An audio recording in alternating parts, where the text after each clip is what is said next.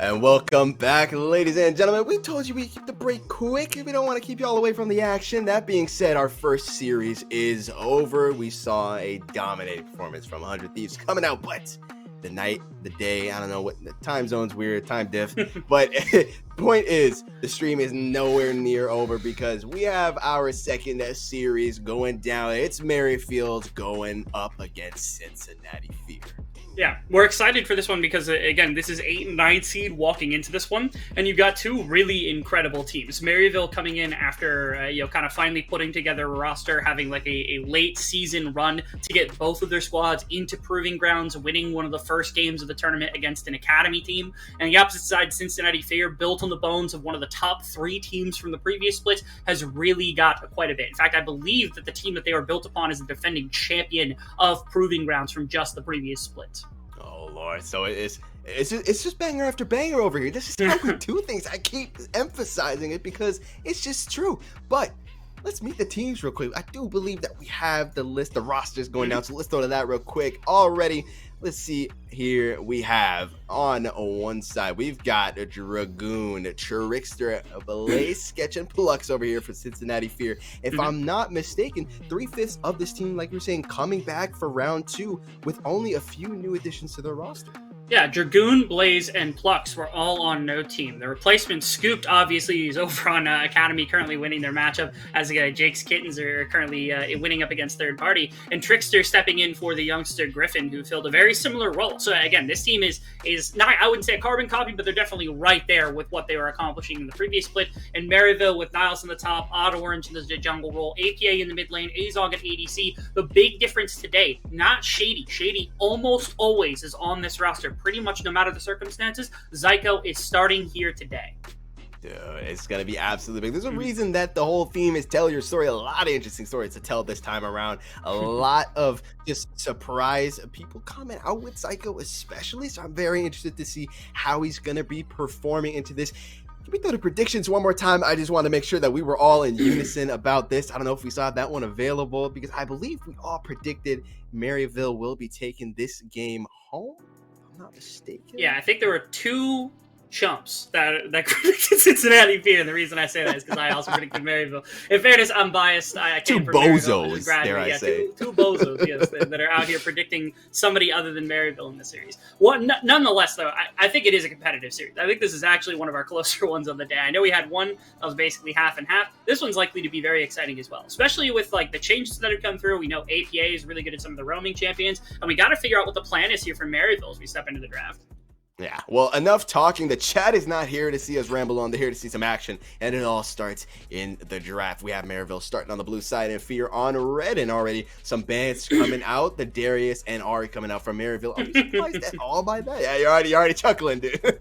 Yeah, Dragoon. I think it was a fun fact that popped up on the screen only seconds ago. The Dragoon used to be a Darius main, and is one of the very few Darius players consistently inside of amateur. He definitely garners quite a bit of respect for it, and so they're not willing to give it up. I've heard good things about the pick as well on the current patch. On the other side, they're doing the same thing. The Gangplank getting removed from Niles, I know I talked to you about that one. Something I didn't talk to you about, APA's Nico. That champion kept getting buffed, and he kept playing it, and he was crushing people with that pick. I love that Fear are able to do that kind of scouting and make sure that APA is not going to be on it. Opens up Blaze for a lot more of his champion. Well, he loves to be able to support. He helped Griffin a lot to set up Griffin for some very aggressive jungle picks like the Olaf. Trickster's a similar jungle. We want to see Blaze's ability to get out of this mid lane matchup against APA and help out his jungler quite a bit. I think Trickster can do a lot when he's got the resource that Blaze can provide. Yeah, absolutely. We do see Evan crying right now, probably as he do see the Senna getting taken away here from the side of the Fear, and we do see rest in peace. This must hit home. The Talia band coming out from Tragic. Cincinnati Fear. might have to tweet out some harsh words from that one, but hey, you got to do what you got to do to win, right? We can't hate. Now we do see the first pick being the Karma here, actually from Maryville. Bit of flex potential, but are we surprised at all? Oh, the champion is apparently, it was super good before the changes. After the changes, I can't imagine much changed about it. It's still got shielding, still has a bunch of presence in the bottom lane. And like you said, if you really need to, you can flex into 3 different roles. So it's not completely ridiculous in the slightest. You find a bit of a response in the Lulu if you go for it for Plux, which is just an interesting one because again, this is a player that's been playing with Scoop for so long, and now that Scoop has moved on, you get Sketch as the replacement, and so the synergy is a little bit lesser. But Sketch, I think, had an amazing previous split, and I'm really happy to see him on this roster because he is an incredible ADC. Putting him alongside Plux could mean some very good things out of the AD position for Cincinnati Fear in the long run. So here, wanting to help make sure that 2v2 goes smoothly is the Lulu. Dude, that's the hype train, baby, coming through already. But look at that. Okay, so Oda Orange grabbing himself the Lilia here for the jungle. I would be very surprised if it's going anywhere but the jungle, but honestly, hey, you never know. Maybe Maryville's got some tricks up their sleeves, but we do see another Lucian coming through. They are hovering. I'm not gonna get baited. That happens to be way too. I had already locked. Okay, they do lock. They do lock. Okay, whew. Listen, man. I got PTSD from that. You have no idea how many times I'm like, oh, they lock, and then they're like, no, we will not. So that's reasonable. Yeah, we do see that, and actually, the Nocturne coming out here from Fear, living up to the name. Yeah, potentially wanting the Nocturne as the response either to something out of a lane that they're anticipating Niles to go for, or just the Lilia pick that they see for Odd Orange get grabbed up here. The important part about this Lucian pick is, you could talk about it getting flexed. APA is an incredibly good Lucian player, and so that's why you oftentimes could see it potentially get flexed here for Maryville specifically, is that 100% APA will take this and know exactly what to do with it out of the mid lane position. So especially if you're trying to elicit some kind of push against Blaze, this is one of the best champions to do it. You have so much wave clear, so much kill threat to put into anything that he would have that's more supportive into playing with now what is the Nocturne for Trickster most likely. Yeah, absolutely right. MU still really holding the cards close to their chest. Don't want to give too much away just yet as we see the next couple of phase of bans coming out. We see the Jinx being taken off the board, followed by the Namis. Well, have they been watching last games? Maybe they seen the power of the Nami coming out. They're like, get that out of here. We won't want to see that. No, yeah, definitely don't want to let that one slip through and go into the bottom lane alongside the Lucian to give Azog and Zyko quite a bit more. I'm curious also whether or not any kind of comfort bans come through, because I know that Zyko, the Karma is most likely the grab to come through here, but the Pike is something that I know he is incredibly good at. He works alongside Shady. Both of them play Pike. He's good at roaming with it. I've seen him play make with it, and he is an absolute beast. So if you want to roam out of the bottom lane, that might be something to do it with, and Azog would be self-sufficient in the bottom lane on his own with a Lucian pick. It's mobile enough, doesn't have to worry too much, and there's nothing scaling right now that you'd have to fear on the side of Cincinnati thus far. Yeah, it's looking like Fear as well. Also, maybe getting a little bit of a suspicion that Lucian does end up being a flex, as we do see the Ezreal being banned out as well. One of those more safer ADCs where you don't have to worry about as much. You still do a lot of damage towards the end as well. But gonna have to wait and see. With the last ban coming out, gonna be the Aphelios actually taking off the table here. I'm going to note that there's no Kai'Sa ban potentially for Sketch. Tristana's the other one if they really want to jump in. But then you have the fear potentially of the Lucian coming through. So now the real question is whether they're willing to really flex around and put the Tristana in the mid lane with something out of the bottom lane as well. So you could go crazy here. This is an old special for Azog, being able to throw this area into the AD role, being this like hyper carry for the team. This is what he was really, really known for during the Zarya and the Jinx battle, was his Zarya play. And they are going to lock it. The first one I've seen at the tournament, or one of the first that I've seen at the tournament. Really incredible stuff. They know what they're going for. Wow, that would be a scaling. So already, Big Brain Rebel here did call it. They're going to be putting APA most likely on that Lucian into the mid lane here. He then done called it, and they lock it in. Wow, it is welcome to Scale City. Population, all of us here. Because we're about to see some crazy scaling go down. We're not even talking about scaling. Look at the damage on this team. That's true. Every character is pretty much all damage. Like Kale is all damage, Zeri's all damage, Lucian's all damage. The most damage is also in Lilia too. The most consistent CC you've got is the W out of Karma and the ultimate out of Lilia.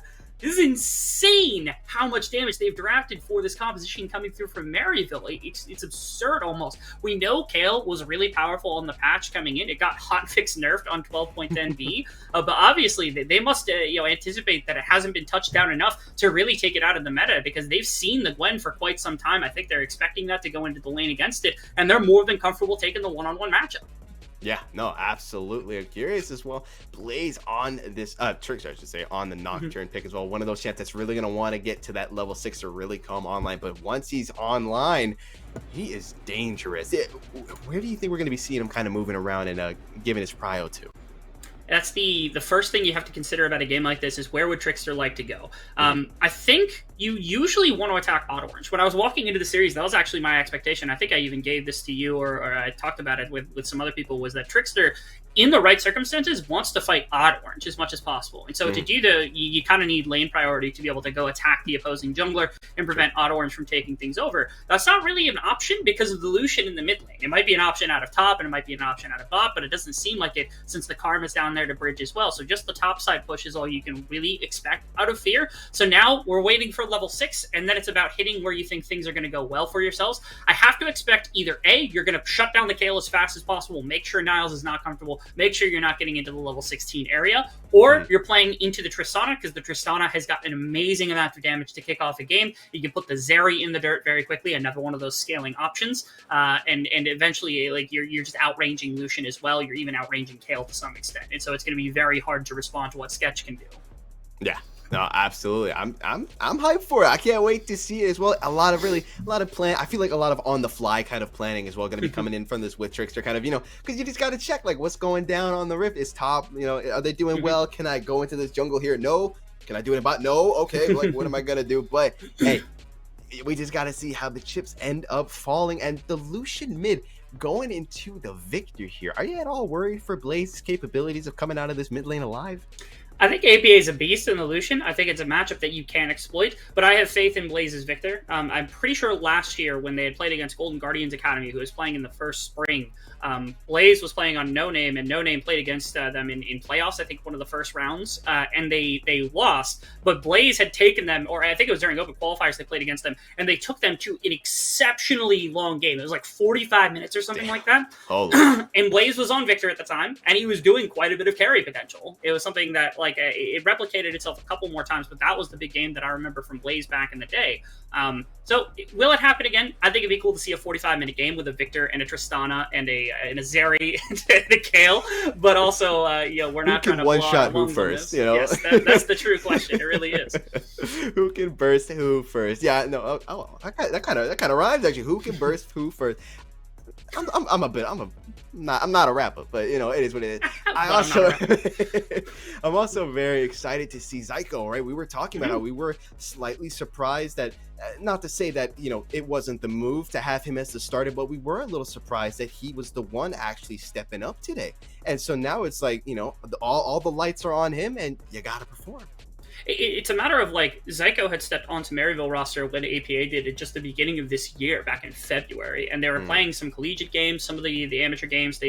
Jensen Gull has talked about being able to swap in and out pieces with no problems between one another. The crazy thing about Zyko is last PG, he was insane. He was on AoE. He was a great support. He came in halfway into the splits and really turned around AoE's fates to be able to qualify for that PG tournament, help them with a little bit of a run to get them into a solid place in that PG the PG placement as well. And so he's a talent as well. I've been excited to see what he's been capable of, and obviously he's earned a day here where he's able to come out and he's able to flex his stuff a little bit. So yeah, I'm very excited. Like you said, lights are on him. I'm excited to see what he's capable of doing. Well, lights, camera, and action, because we are on the Rift. If there was ever a time to prove yourself, it would be here in the proving grounds. And so let's get right into it. Now, this time around, in comparison to the last series, I'm not seeing too many, I'm not really seeing any potential shenanigans coming out here in this level 1. Not yet. I'm also excited to see where Trickster decides to go in the very, very hyper early stages of the game. Because like you said, there's possibility that like jungle to jungle interaction happens, but not without a bunch of priority. So like breaking his lanes open is one thing that you can do to try to force that. But otherwise, you're waiting for level 6, and that's a question of which side of the map does he want to lean into, or does he try to do a balanced thing where he hits Kayle, then he goes to the other side and he hits Azog, he goes to the other side, hits Kayle, and just tries to suppress both of the really big scaling options. again, I think in the grand scheme of things, eventually, when you're talking about like late game team fighting, the Tristana is going to be a lot more valuable than Dragoon's Gwen will be. That's not a knock on Dragoon's play ability. It's just that like Gwen without ultimate, I think is just less of a team fighter than Sketch's ability to bring down member by member. And so I really want Trickster to kind of point. I talked to you as him being like the compass needle for this team, directing them where to go. I expect it to be pointed down south towards that bottom lane where Sketch and Plux can take advantage of some of the early game and get them off to a good foot. Yeah, no, absolutely right. I gotta put the team in the right direction.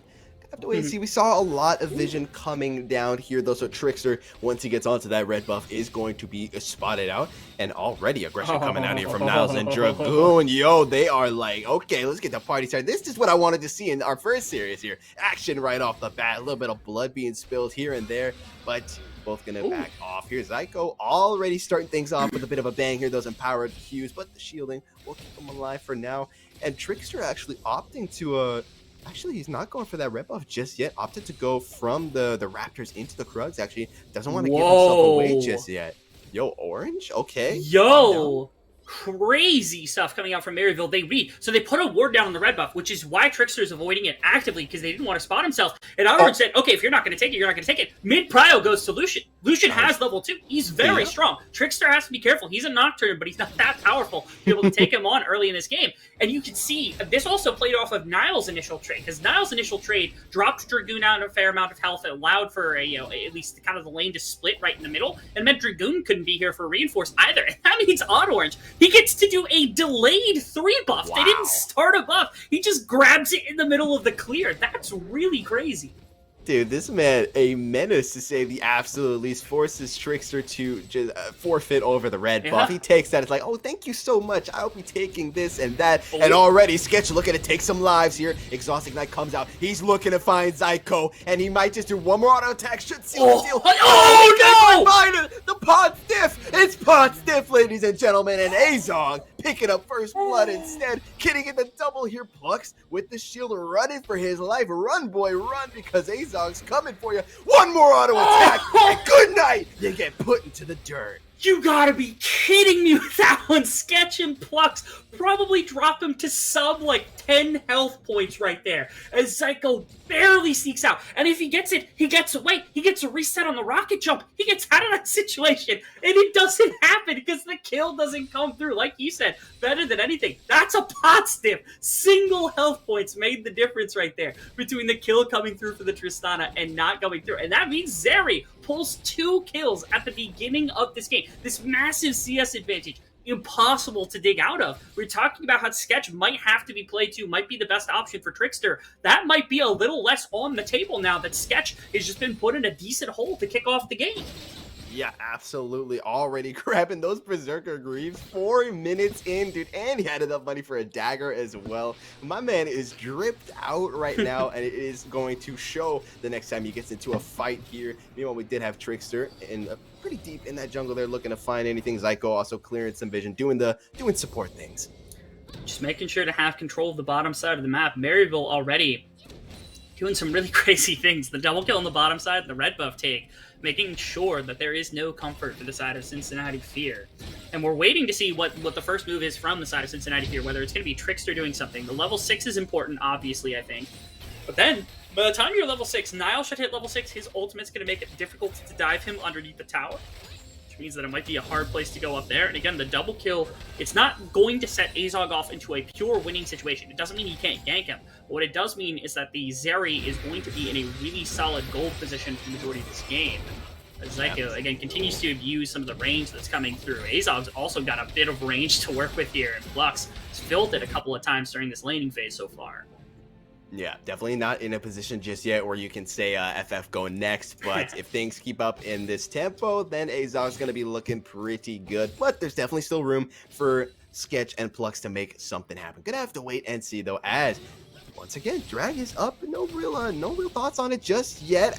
Oh my god, Appa just barely getting out of the gravity field there. Didn't quite get stunned up. A little bit of damage coming out. And Niles taking some damage as well from Dragoon here. Level 6 actually just got hit. Okay, Chaos Storm double flash coming out. Can't quite find the kill there, and Appa needs to back off. Meanwhile, on the top lane, Niles needs to pop the ultimate, but will it matter? No, it will not, because true damage is the name and the game. And goodbye, good night. Down goes Niles into the hands of Dragoon. The real question is if Dragoon stays around, does APA have the stones to be able to run up the top lane? Looks like the ward there might have been spotted out. They're not going to call it. Instead, he walks up to just make sure that the fruit is taken. He's going to be able to catch the majority of this mid wave effectively. One of the supports, dude, trying to find that support gap angle. Zyko doing a lot of damage. Trickster's Azog! Look at Azog, though. He's flying over the wall like an angel, and he picks up one, trying to pick up to the bowling ball. Won't quite connect because of the spell shield, and so Trickster will be able to get out of that one alive, but Plux will pay the price. We call it a pog slide for a reason. That might have been the poggingest slide that we've ever seen right there over the thick wall. A couple of plays. Top side, obviously, Dragoon getting the better of the Kale. Kale is weak in the earlier stages of the game without itemization. She takes a while to really get online. And here, Dragoon flexing a little bit, making sure that he's able to put down the Kale during the laning phase in his own right with that solo kill on top side. But again, a lot of the resources from Maryville have gone elsewhere on the map, not really putting them into Niles to get ahead, trusting him to do his own thing, the way that he should, given just his kind of credentials as a top laner and the majority of amateur and all the other places that he has been. And you can see they're able to help mid lane out. They're able to help bot lane out. You now got 3 kills on the Zeri. Azog is feeling amazing in this game, as well as having Dragon set up potentially here in the next couple of minutes. Orange hitting level 6 as well is great setup. Again, that's your most consistent setup when it comes to ganking or team fighting, is that ultimate coming through from the Lilia. Yeah, absolutely. And look at the gold there, Frizz. 1.1k up for Azog here, bro. Like, I mean, we saw there, bro slid in with the blicky and just give him the brah, and then just got the kill there and just dashed out like it was nothing. He's sitting pretty right now, hasn't gotten a chance to back yet, maybe looking to find something in his bot lane. And honestly, I'm a little surprised Drag actually still being up, and that's because Orange and Niles are here, and they're not looking to play no games. Trickster is gonna have to back off, and they're the disrespect. They just take the red buff. They don't even want the kill. The polymorph does come out though. We see the bomb getting dropped onto Azog, as well as the ignite. Not going to be enough to kill him, so he will back off from that. That's a lot expended. We see that Sketch also used his cleanse during that fight as well, so that will be down for future engagements. Azog actually opting to stay once you get more of that experience and that gold. Needs to be careful though. One rogue bomb could spell land for him if he's not careful. Ooh, Zyko actually playing this out really remarkably. He landed that ult Q to be able to drop their health, so if they had any intentions of a turret dive, it wasn't going to come through. Now you can see Trickster might be making the play. If they stay too long... Oh, Plux incredibly low, but Sketch with the jump, the hero entrance, dude. He's like, I got you, brother. Do not fear. And they just jumps right in, saves him. Scott is back, and Plux just barely getting out of that one alive. Close call, but nothing quite coming out of it. Zyko clutched it up right there a couple of times, dropping the health bar of Sketch and Plux enough with just the ult Qs coming through to buy time for Azog to get back, to buy time for Orange to be there on the cover to make sure Trickster can't go for a dive. Really incredible. Again, this is the first real starting game that we saw that isn't like kind of back and forth between the two. This is the first, I think, series start that we've seen Zyko get for a while here for Maryville. Looking pretty impressive in his debut, which has been quite nice. It's been kind of silent. There have been a couple of plays here and there. For the most part, this game is still just the couple of kills, mostly off that double at the beginning of the game coming out. As objectives are starting to look like a something you have to pay attention to on the map. You're looking at Rift Herald, you're looking at the Dragon, as we're encroaching upon 10 minutes. Who is going to go for what to kick things off with? You've got super scaling on both sides and a couple of different champions, and I'm excited to see which team wants to go for Dragon stacking to try to stall this game out to get their carries into the right position. Yeah, absolutely. It's looking to me like Cincinnati Fear are going to be starting off by grabbing this Herald here. Orange and Zyko know something's going on. They're like, excuse me, no, you don't get to do that, I'm afraid. Dude, oh my god, Rift Herald's like following them into their jungle, dude. Like, come on, chill out, bro. It was a mistake. I'm sorry, Mr. Herald. Please, do not hurt me. This is a full setup for topside here from the side of Cincinnati Fear. Oh my god, Azog. The ultimate does come out, though. The culling getting dropped. Blaze just barely surviving. So close. Trickster with the ultimate to get that blinding effect out. Rather than going in, though, just utilizes it to solidify the fact that Blaze stays alive. And now Maryville will be able to secure themselves this Herald here. No vision on it because that Herald is just outside of that little area. And so Orange should be able to pick that up. And instead, we see the roles reversed. Trickster opting to go for the Dragon this time. And Orange will pick up that Herald. Okay. Oh, Zyko? Flash. Oh, Never mind. flash coming out. Plux is going to flash away. He is drowsy, though. Nighty night. You might not wake up to your health bar being there because look at all that damage coming out and the ignite, dude. Oh, my God. That was Trickster, please. Okay. Yeah. Nothing to worry about. Nothing to worry about here. Okay, so the big thing I'm trying to tally as this play kind of comes to a full end was Blaze nearly got knocked out of the mid lane. That's perfectly fine. They were able to get out, scot-free. Rift Herald got muscled off. I think Cincinnati Fear, they shifted their bot lane into top lane to try to go for it, and they didn't realize Maryville was willing to shift all 5 members there. So the trade-off here were the plates that got dropped in the bottom tower, and I actually don't know what that plate value is, and one got picked up by Sketch on the top lane. And Rift Herald guarantees you 2, so you have to think that usually helps push down at least 1 tower. So it's a question of how much did Dragoon get off the bottom tower? He got 4 plates off the bottom tower, which is a lot to give up. Now, it is into, again, the Gwen instead of the Tristana. I say, if it's the Tristana, I don't think that's a winning play. But maybe with the Gwen, they feel more comfortable with the melee champion not having the same kind of potential carry of like the Tristana. But, of course, she's a mean team fighter. Like, that is not an insignificant amount of gold that Dragoon just picked up, especially after the solo kill, to do some damage in a game like this. Yeah, definitely. That's exactly what they're going to be needing right now if they want to stay in this game, stay alive at the moment. As for now, no objectives really to speak of on the map just yet. Top lane is roaming down. Odd Orange looking maybe you can find something, but is going to opt to go back instead. And so overall now it's just going to be a bit of a lull state. Once again, Azog just dominating the pocket game, bro. Look at him. 5.2k in the bag right now. Dude is dripped out, got the Immortal Shield bow. He's having the time of his life right now. He really is. Although, look how quickly Dragoon actually closed that gap. Because at one point, he had like 1,000 gold on everybody in the game. But right here... Oh, the calling getting dropped from APA. Doesn't really find anything there. But I guess a triple, the flex ult. Just a little bit. They're going to focus on the mid lane wave. They're not going to go chasing Blaze with a bunch of resources potentially behind him without knowing where Trickster is at. So it's not going to be all that much. As again, the gold advantage is still sitting at about 1,500. The majority of that is just in your Zeri. But again, this is a team that scales into the late game. Zeri likes to team fight effectively. She can push an advantage of her on her own. But it's not something I expect from Maryville before later stages of the game. And so here, with everything they've got, Azog with the slide coming over, Zyko falling with the blast cone. They don't know that he's there just yet, assuming Azog is on his lonesome, but that would be a raw because there's Zyko coming in with the Empower Q as well, the slow. Now the chains are landing as well. Can't quite find it though. The lightning crash comes down though, looking to find something, but just on with the jump. Paranoia going into the back line. Goodbye, Zyko. Your time is up, baby. The fear is well onto Odd Orange. Can't quite find that kill though. Azog getting all these free hits. It's going to make him back off, and they will be able to retreat to the safety of the turret. But overall, that's exactly what Cincinnati Fear needs. Really incredible. Azog is still dude, Azog, chill, bro. Azog is mad, dude. You touched my boy Zyko. I put you in the grave. Can't quite find it, though. Chaos Storm does get dropped, and that is going to allow the rest of Cincinnati Fear to back off accordingly. Dragoon, though, looking for something, maybe dropping the immunity field to just get that cheeky CS farm, and Niles can't really do anything but watch. Yeah. And right there, I think Cincinnati Fear had a really good inkling about what was going to happen as soon as it did, because it was the engagement that was thwarted by both the defensive summoners coming out and the defensive play from Plux and Sketch, but also the ultimate for Trickster. They're going to find Zyko again. No! Zyko, no! He steps up, he face checks the bush, and he gets put in the damn dirt. They put him down like this bush you will not step back into. We do see the Rift Arrow did crash into that mid turret, getting a little bit of damage out. Will go down, though. And so overall, Cincinnati Fear finding those picks that they need to slowly but surely get back in.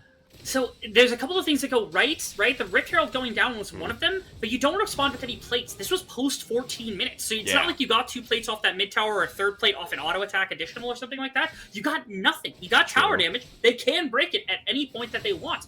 But they didn't get gold for it. They got nothing tangible right here and right now. And you can see, solo lanes are mean, right? You got Gwen and you got Blaze, or my apologies, you got Gwen and you got Victor in a great place in this game to do some solid carrying in the later stages, especially with the amount of gold they picked up. And bleeding that kill to Sketch closes the gap slightly, even if just a little bit, is helpful over top of this Zeri that has just been completely springboarded into heavy, like just itemization to kick off a game like this. Cincinnati Fear have slowly crept their gold disadvantage from what was it, I think almost 2,000 at one point to now only a couple hundred gold. They are climbed back into this game.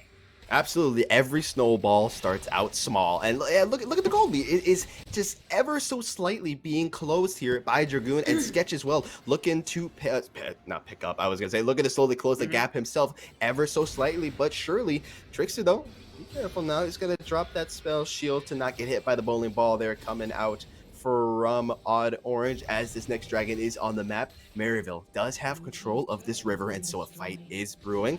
Oh, I thought we were gonna pause it for a minute there. Already trying to poke at this drag, looking to just bait it out slowly. Right now, it's still a 4-on-4. Dragoon isn't quite there, nor is Niles, but TPs are up. The Paranoid does get dropped, and they are going to look to find something here. The chain's coming out. We'll find it. APA taking a lot of damage. Chaos Storm coming down, and Maryville is getting torn to shreds right now. Look at those HP bars going down and down and down. Psycho just barely able to get out of that one alive. With Odd Orange off the board, that's the smite potential gone, and Cincinnati Fear take that and look to grab the dragon. And Dragoon is making me eat my words a little bit in a game like this, just because earlier I said I don't think it's got the same carry potential as the Tristana. But right there, when everything is burnt on the front end of that fight to avoid Trickster, to avoid any damage coming in from Sketch or Blaze, and they're fleeing, the Ghost and the Ease, all this gap closing potential from Dragoon means that he can get in the middle of his team, throw this big kind of wrench into the works that Maryville is attempting to make happen, right? Azog can't really get his feet set to be able to auto-attack through anybody because of that immunity, and you can see the ramifications of it. See, this is the initial part. That amazing start off from Trickster was able to slow so many people. Niles only just now gets to the fight. But look at Dragoon. He's just running into 5 people. What are you supposed to do about it? He can just keep going. Ends up getting another pick onto, or almost getting another pick onto Zyko in the grand scheme of things. But that's the power that the Gwen is able to accomplish. She was the follow-up right there to that initial engagement that came through from Trickster, which turned out really well for themselves. Pushed off Maryville from the Dragon means that they get their second of the game. Maryville's still scaling, but Cincinnati Fear climbing back into the control here with a gold advantage now. Yeah, absolutely. Maryville gonna look to try and close that gap back up, patch the holes while they're at it with this Rift Herald that they grab. Hopefully this time they can get more out of it than just a little bit of turret damage. We'll have to wait and see as we actually see Blaze TPing down into this bot side. Now that they know where everyone is at the moment, gonna look to just push out this bot wave to the best of their abilities. Meanwhile, this mid lane, Sketch, Flux, and Trickster just vibing, trying to see if they can get that mid tier 1 down. Can't quite find it though, and so they'll have to wait and bide their time a little longer.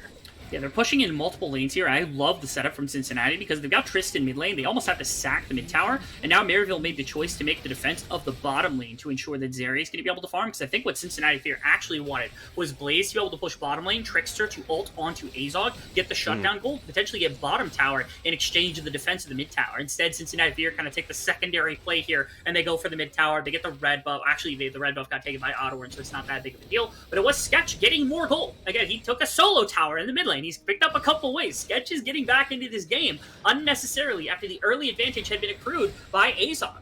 It's been great from Cincinnati Fear, the way they've climbed back into the driver's seat.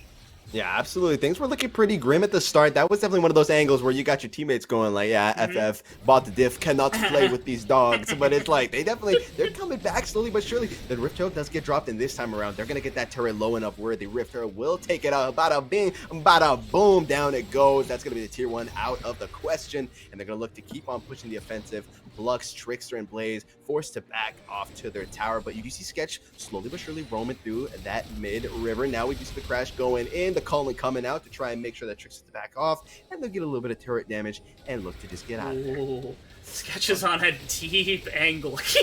Yeah. What if it's a Trist flank angle? They might be looking for it. I don't think they have a TP in Dragoon, and Dragoon is in mid lane just taking the tower for free. Oh my god. They continue to let these cross-mass objectives kind of go over to the side of Cincinnati Fear so they can continue to put in whatever play that they did right here. If they get both towers, I think this is fine. This ends up being a fine play for them. But not having gotten that other inner tower, that's a good amount of gold that is stored in the inner towers that just doesn't come back to Maryville. So once again, another situation that is gold negative for them, I think, in the grand scheme of things. We're at 20 minutes, and we're boring our play-by-play extensively with no kills. So at some point, fighting will occur, I'm certain, but it's not happened so far in this game, and Maryville has slowly lost their lead.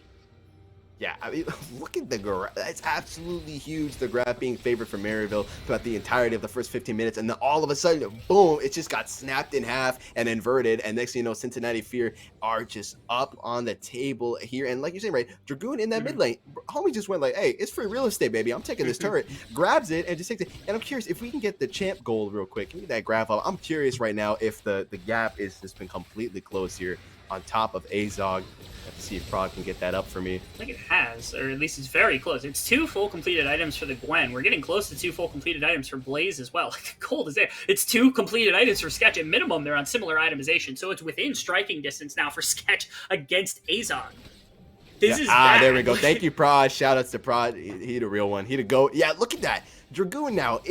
Look at how much he's got. Absolutely he's the one. Absurd. Dude, he's the big man now. He's the one He with the is. 1K difference right now. Before it was Azog leading the charge, but no, sir. Sketch has caught up to him as well, just as we predicted, right? When we said that Sketch was just grabbing that extra farm, was grabbing those turrets. And so now any lead you had is going down the drain. Now, one thing I do want to know, I don't know if we have an experience tracker. If we have that, then like that would be sick, and the production would be smurfing beyond belief, even if they're not already. But something to note, Niles is level 13, Prod and he's diff, getting bro. a prod diff, Oh my actual God, prod prod diff, diff. like smurfing for us.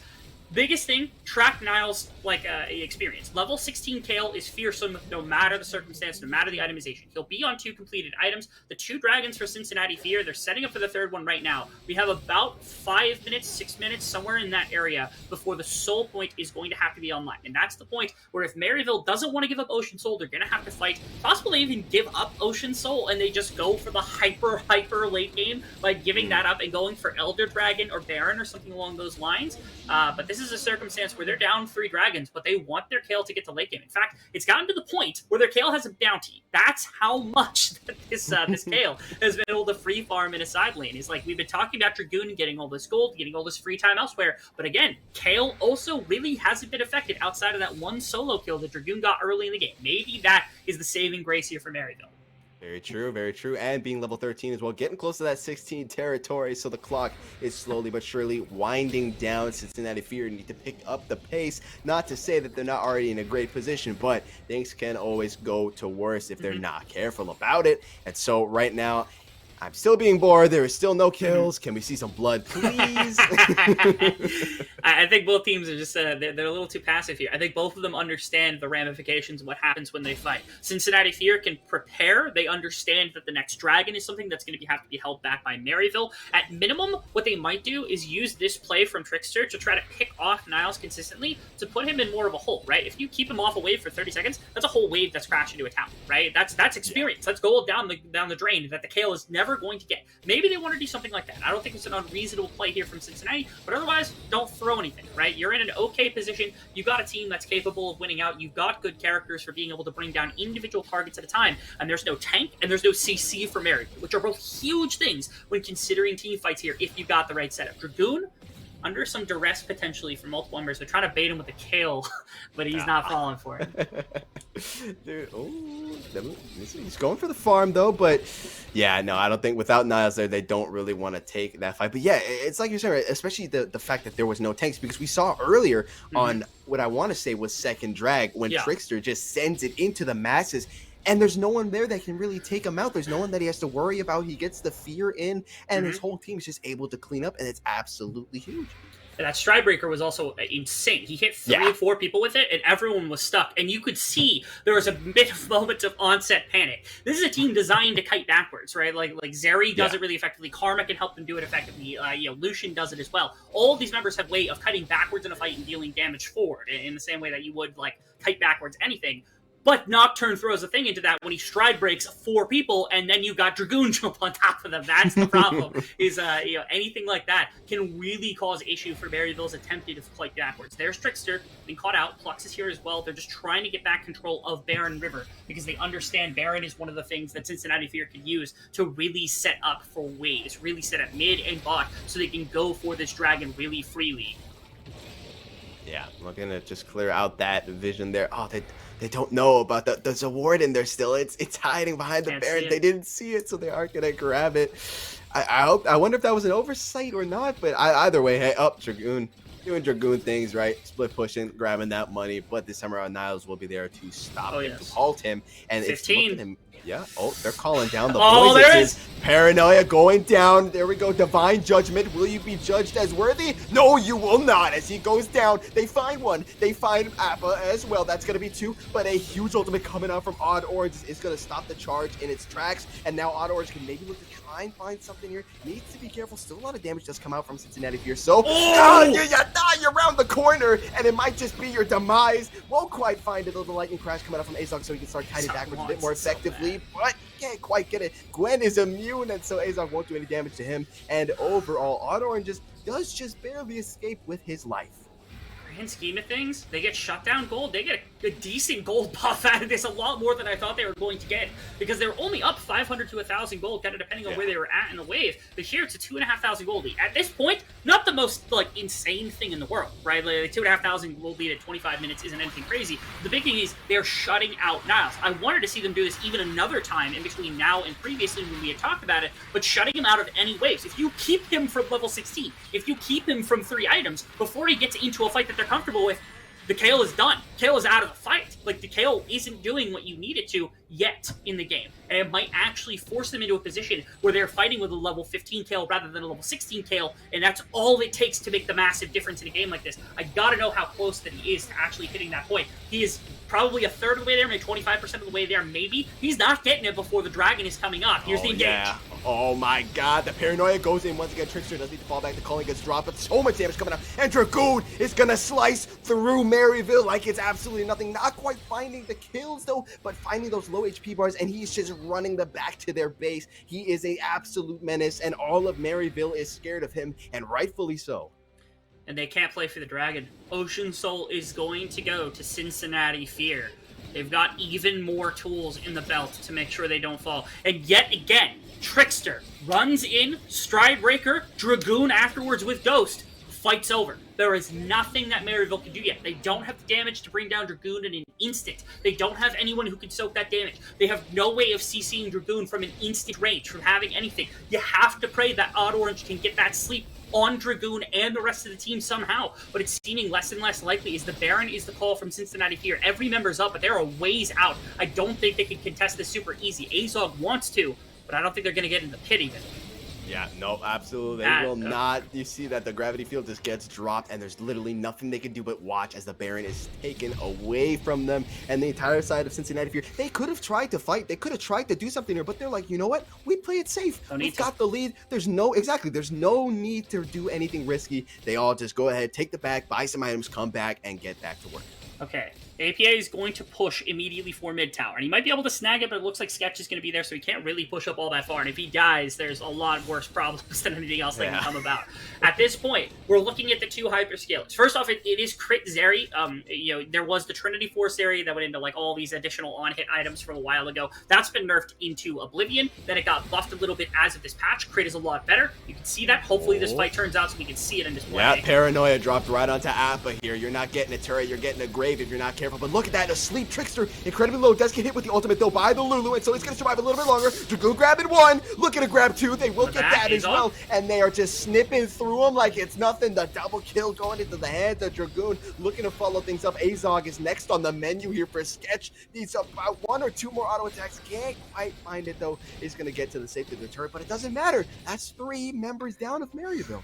And now they got Baron buff to push with. They have 25 seconds, but it is only 28 minutes, so it's probably not a full death sentence right here. And I think that Fear knows this because they've got Blaze on the other side of the map. They push down mid inhibitor, they turn back to top side, they push down 2 turrets, maybe even get the top inhibitor, depending on the timing here. This wave is actually massive. I want to see somebody stay, push this in, and then join Blaze on the top side. They're going to catch that wave really high to make sure that their wave gets in untouched, and easy enough, they're going to grab everything that they want. They have to be a little careful right here in case an engage comes out, but they're not that concerned, waiting for Odd Orange to pull the trigger, but it doesn't happen. Instead, they're just going to lose 2 inhibitors. Maryville's still alive, but Fear have really shown tenacity. They lost a lot in the early game. Dragoon has stepped up massive for the team. Trickster stepped up massive for the team to be this front of the end engage that has really led to difficult fights that Maryville haven't been able to take at all. Absolutely. The entire Rift is free real estate right now for Cincinnati Fear, and they're taking it without question. But go ahead, my measly play-by-play brain. How is this impressive? So first off, like, APA actually did a really good job against Trickster at the bottom side of the fight. Kale getting stuck out and then also pressing the zone use bought time for multiple members to get here that I thought was going to be necessary. But at no point can they really put every bit of damage they've got into one specific area. And that's the tragic part of Maryville here. Azog isn't around to be able to put through damage because he, 1-2 Qs would have been enough to bring down 3 members in that fight. But again, all their pieces aren't there at the right time. Instead, Cincinnati Fear collapsing really quickly and making sure to take advantage while they have a chance. Again, they still have a Kale who hit not level 16 yet. I was like, I thought that was the case. He's got to be so close. Like, it's got to be like a handful of minions left. But he's only got 2 items. It's the same with most of these members. The one who does damage right now is Azog, and he hasn't been able to really play a through fight basically since the beginning of the game. Yeah. They're 16. They're 16. Yeah, there we go. Finally at level 16. So now maybe we get to see Niles pop off here as this bot turret, I should say. Mid turret is already long gone, and bot turret is getting lower and lower by the second here. The last tier 3 remaining, it goes down, and now the inhibitor, the last inhibitor standing. But doesn't look to me like Cincinnati Fear is going to want to risk it just yet. Dragoon just chilling. He's trying to bait him over, like, come chase me. I am so alone here. And he's just running circles around him, and that is kind of giving Cincinnati Fear this opportunity to push Slider in. Appa with the ultimate though, the culling coming out, doing a lot of damage to Flux. We do see the paranoia coming out though, the drowsy right onto Trickster though, and that's going to be what they need to get that first kill. Divine Judgment onto the Kale, keeping Niles alive for a little bit longer. They grab Sketch. This might be huge. Azog turning things around for them. Can they get Dragoon next? Healing a whole lot, has to go gold, but so much damage coming up from Blaze, and he's going to get the triple. Can he get the quad here though? He might just find it. He's looking for it. He's running him down. Azog over the wall with the flicky guy, but it doesn't matter. A quad. Come on, Blaze. End it right here, right now. They're chasing him down, and Flux is going to give him the pentakill. Goodbye and good night, because this is Blaze's show. It looked like a solid fight at the end there for Maryville. They finally find an engagement where Azog can put in damage to multiple members on the side of Cincinnati Fear, but it does not matter. From the beginning of the game, for basically 10 minutes and on, Cincinnati Fear took strike after strike after strike, and Maryville could not do anything. As Cincinnati Fear come out with a very solid win in game number 1. It looked rough. They were playing against a scaling cop. They were giving gold over to Azog. It was tough from the beginning, and they had the tenacity to persevere through it. A lot of props over to Dragoon, who put so much of his team on his shoulders in that one inside of those team fights. Trickster for being the engage as well, taking advantage whenever they could of that opportunity so that they could get themselves to dragon stacking, get themselves in a position where they controlled everything on the map, and at no point was Maryville able to dig themselves out of that hole. Yeah, absolutely. Things were looking pretty bad for Cincinnati Fear at the start there. They clawed their way out, and like you said, right, Dragoon, he's like, all right, kids, get in the backpack, let's go. He's just like straight up sending it as well. Trickster did an amazing job of getting in there deep, being that front line that they needed, getting the fears out. The paranoias were amazingly dropped. We even saw him sometimes dropping the paranoia, not to engage, but just to allow his team to disengage, to get out of there safely, as we saw with Blaze. And Blaze as well, popping off there towards the end of the game, grabbing himself a juicy little pentakill as well. Overall, it was amazingly played by Cincinnati Fear.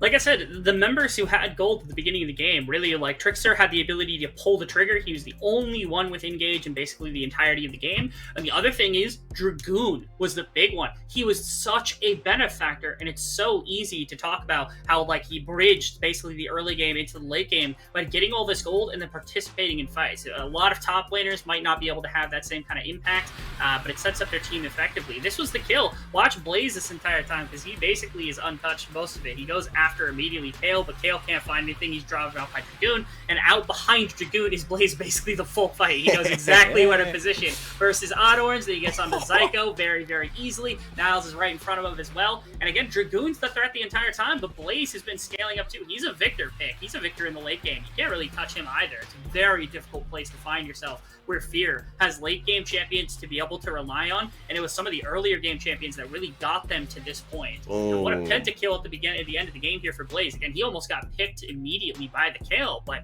able to survive off the back of some assistance from his team. You could see him capping the damage charts, but so many members of this team just doing so much work to be able to set themselves up for a 32-minute victory. You see that gold graph, it looked a little bit rough for them, but we're able to come back, really able to do it off that dragon stacking. I'm expecting a spicy series from these two, but that was a really great game 1 from Fear.